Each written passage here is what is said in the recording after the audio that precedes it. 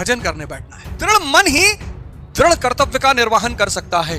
आज देखो लोगों को, बादाम खा रहे हैं, बादाम घोल घोल के दूध में पी रहे हैं, अनार खा रहे हैं, सब पौष्टिक चीज खा रहे हैं, शरीर में जान नहीं है। स्त्री देखी, काम के विचार उठे, हो गया रिएक्शन, अंदर बह गई शक्ति, पता ही नहीं। भाई साहब, मैं आज आपको एक ऐसी चीज बताने जा रहा हूं जो मैं गुरु महाराज की कृपा से समझा, और आज अगर आप वो चीज समझ गए तो भाई साहब दोबारा नो रिटर्न बैक। का दौर नहीं है, ये कृष्ण का दौर है। यहां जैसे ही द्रोणाचार्य हथियार रखेंगे वैसे ही मार के उड़ा देना है। उसको पता है कि अगर अभी वो आके पब्लिक से कहेगा स्कूल खुलवाऊंगा, तुम उसको भी नहीं दोगे। जैसे वो जाति की बात करेगा तुम नाचने लगोगे, कहोगे घर गए थे चाय ही नहीं पिलाया। कोई ईमानदारी का पैसा कमा के रखा तुमको चाय पिलाने के लिए।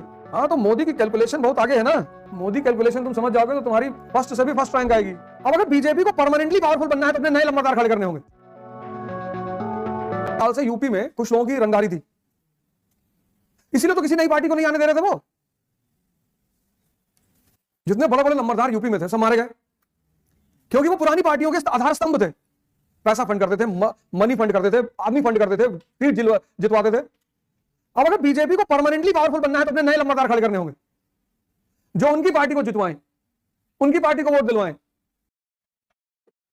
तो पुराने वाले ठेकेदार रिप्लेस हो गए।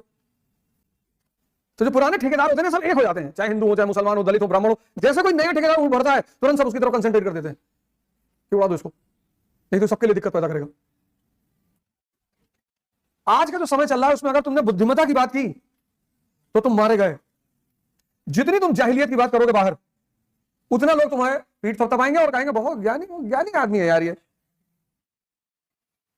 तुमने अगर बाहर जाके कह दिया कि औरंगजेब डेली जो है 10 लाख हिंदुओं को मार के खाना खाता था, पढ़ा लिखा आदमी, देखो इसे होते हैं सब पढ़े लिखे लोग।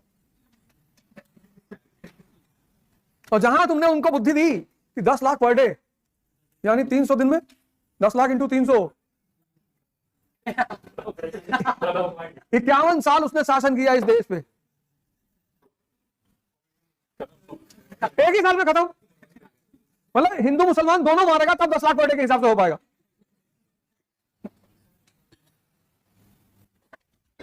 बाहर जाकर इस वक्त ये दौर वो नहीं है, ये रामचंद्र जी का दौर नहीं है, ये कृष्ण का दौर है।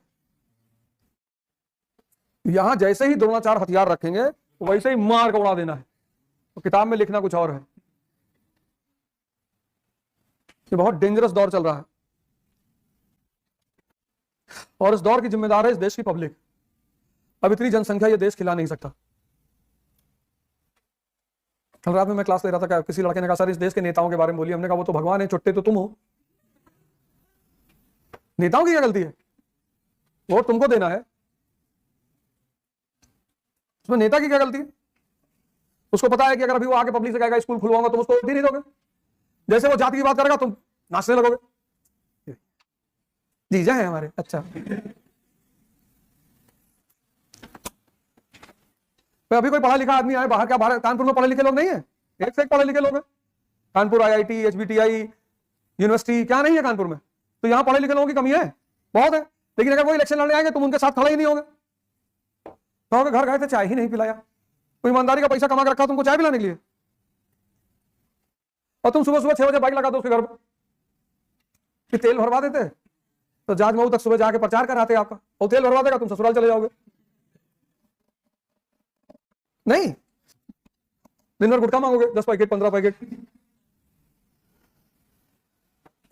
वो बेचारा जो कॉलेज का प्रोफेसर है, डॉक्टर है, वो कैसे इन चुनाव लड़ पाएगा यार? तो लड़ ही नहीं पाएगा।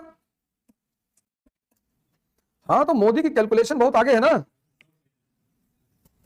मोदी कैलकुलेशन तुम समझ जाओगे तो तुम्हारी फर्स्ट से भी फर्स्ट रैंक आएगी। मतलब तुम्हारी रैंक आगे फर्स्ट प्लस ऊपर फर्स्ट लिखा जाएगा। कितना स्कीम दिया होगा उस आदमी ने सबको। सलाम है, सलाम। तुम पैदा हुए और तुमको पैदा होते ही अगर कहीं आइसोलेशन में छोड़ दिया था, आज तुमको पता थोड़ी होता कि तुम हिंदू हो कि मुसलमान हो कि कानपुर से हो कि इंडिया के हो। लेकिन समाज ने तुम्हारे ऊपर टैग लगाया पैदा होते ही। पहला टैग परिवार का, शुक्ला। एक टैग ये लगा, फिर दूसरा टैग लगा हिंदू, फिर तीसरा टैग लगा कानपुरिया, फिर चौथा टैग लगा यूपी, फिर पांचवा टैग लगा देश।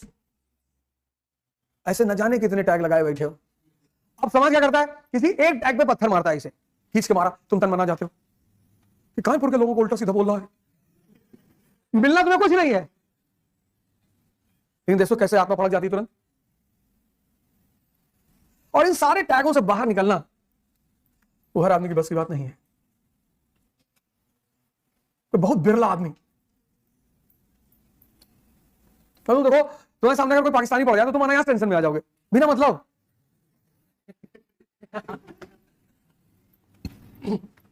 हम जाते डेजर्ट सफारी, तो हमारा जो ड्राइवर था पाकिस्तानी था, तो एक दोस्त था, कहा यार इसके साथ ना जाएंगे, गाड़ी वाली पलट देगा ही। बड़ी मुश्किल से इंसान को गुलाम बनाया जाता है, बहुत मुश्किल से, बहुत मेहनत लगती है उसमें। फिर उसमें कोई एक आदमी आ जाता है जगाने के लिए, उठो तुम मनुष्य हो।